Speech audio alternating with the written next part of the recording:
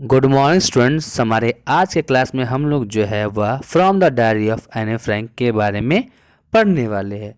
अगर हम आज की स्टोरी के बारे में बात करें तो यह एक एन फ्रैंक नाम की लड़की के बारे में है, जिसकी ज़िंदगी के बारे में उन्हीं के द्वारा लिखी गई एक डायरी से पता चलता है।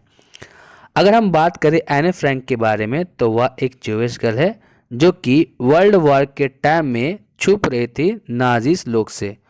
उन्होंने अपनी ज़िंदगी के बहुत सारी बातें जो है उस डायरी में बताए हैं कि जब वह डिप्रेस रहती थी तो उन्हें कैसा लगता था। यह चैप्टर जो है वो एन फ्रैंक के द्वारा ही लिखी गई किताब diary of a young girl से लिया गया है। तो चलिए शुरू करते हैं हमारी आज की समरी।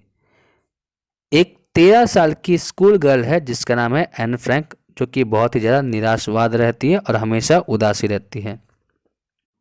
एन फ्रैंक का कहना है कि अगर हम बात करें लोगों में तो लोगों से ज़्यादा धैर्य जो है वो पेपर्स में होता है, और वह जो है वो डायरी लिखना शुरू करती है। हालांकि उन्हें जो है एक सच्चे दोस्त की ज़रूरत थी जो कि एक डायरी से ज़्यादा होता है। राइटर इस बात को बताती हैं कि किसी भी व्यक्ति को यह विश्वास नहीं होगा अगर कोई उसे बोले कि इस दुनिया में कोई लड़की जो है वो अकेली है, जबकि ऐसा नहीं था। उसके अच्छे माता पिता थे, बहन थी और भी 30 लोग उनके साथ थे। उनका एक बहुत ही अच्छा प्यारा सा परिवार था। उन्हें बस कमी थी तो एक सच्चे दोस्त की, एक ऐसा दोस्त जिससे वह जो है अच्छे समय बिता सके, एक ऐसा दोस्त जिससे हम रोज़मर्रा की बातें करें। लेकिन क्या होता है कि हम उनके नज़दीक कभी भी नहीं आ पाते हैं, और क्योंकि लिखी हुई बातों को जो है वह बदला नहीं जा सकता है, एन फ्रैंक जो है वो अपना डायरी लिखना शुरू करती है। और एन फ्रैंक जो है वो अपने डायरी को किटी के नाम से जानती हैं या उन्हें किटी बोलती हैं।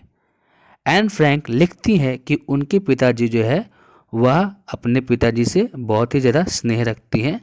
36 साल की उम्र में एन फ्रैंक की माँ के साथ, जिनका नाम एडिथ है, उनसे उनकी शादी हुई थी। 1926 के समय मार्गॉट का जन्म हुआ था और 12 जून 1929 को जो है वो एन फ्रैंक का जन्म हुआ था। वे जो है वो जर्मनी में रह रहे थे।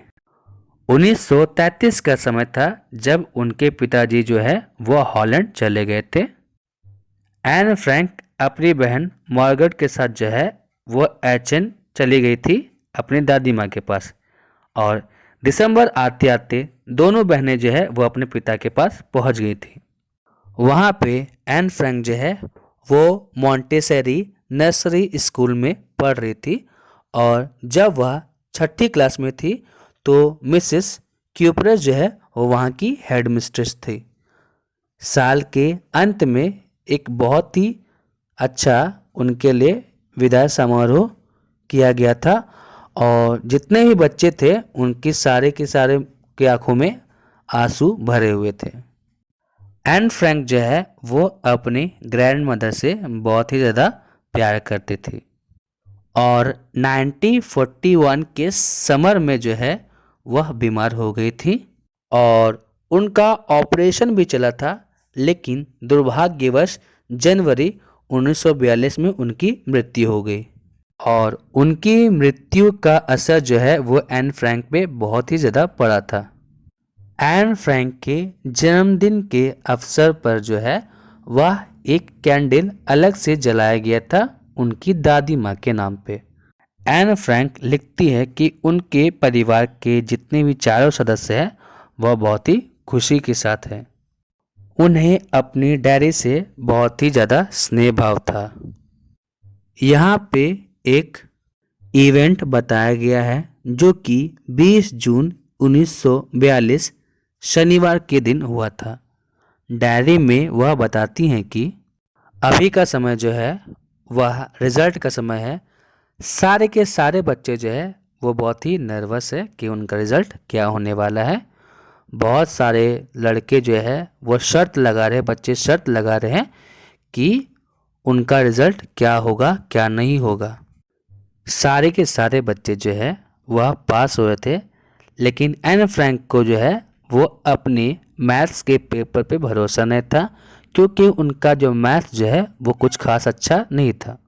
सारे लोग एक दूसरे को बोल रहे थे कि उम्मीद मत हारो, अगली बार सब बढ़िया होगा।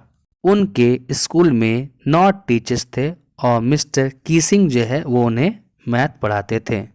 और मिस्टर कीसिंग जो है वो एन फ्रैंक से जो है वो हमेशा चिड़चिड़े रहते थे, क्योंकि एन फ्रैंक जो है वो बहुत ही ज़्यादा बातूनी थी। तो मिस्टर कीसिंग जो है वो एन फ्रैंक को एक्स्ट्रा होमवर्क दे देते हैं कि एक ऐसे लिख के लाना ए चैटर बॉक्स पे। चैटर बॉक्स का मतलब होता है कि बग बग करने वाले एक बॉक्स, एक बक्सा। मतलब यहाँ पे जो मिस्टर कीसिंग जो है वह बोल रहे हैं एन फ्रैंक को कि अपने ही बारे में कुछ लिख करके लाओ। और जब एन फ्रैंक जो है वो अपने घर जाती है, तो घर जाने के बाद अपना होमवर्क कंप्लीट करने के बाद जो है वह ऐसे के बारे में सोचने लगती है।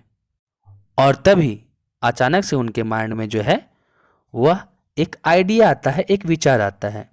वह लिखती हैं कि बातें करना तो हर स्टूडेंट का जो है एक विशेषता होता है, और मैं बहुत ही कठिन मेहनत करूंगी, परिश्रम करूंगी इसे कंट्रोल करने की। लेकिन मुझे पता है कि मैं इसे ठीक नहीं कर सकती हूँ, क्योंकि मेरी माँ भी बहुत ही ज़्यादा टॉक एक्टिव बातूनी थी, और यह गुण जो है वो तो मुझे मेरी माँ से मिला है, तो इसे हटाना थोड़ा संभव ना हो पाएगा। और जब मिस्टर किसिंग एन फ्रैंक के इस बात को पढ़ते हैं तो वह हंसने लगते हैं।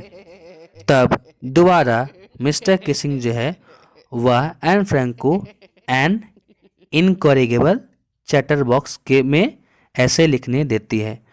यहाँ पे इनकॉरिगेबल का मतलब है कि जिसे सुधारा ना जा सके। देखा जाए तो यह एक तरह की सजा थी एन फ्रैंक के लिए, जो कि क्लास में हमेशा बग करता रहती थी। और इस बात पे जो है वो सारे का सारा क्लास जो है वो हक्का बक्का रह जाते हैं, गुस्सा हो जाते हैं, और एन फ्रैंक भी जो है वो हंसती है। हालांकि एन फ्रैंक जो है वह इस ऐसे को लिखने की कोशिश करती है, लेकिन उन्हीं के फ्रेंड सैन जो है वह उनकी मदद करती है। मिस्टर किसिंग को यह लग रहा था कि वह जो है वो एन फ्रैंक का मजाक उड़ा रहे हैं, जबकि यहाँ पे उल्टा हो रहा था।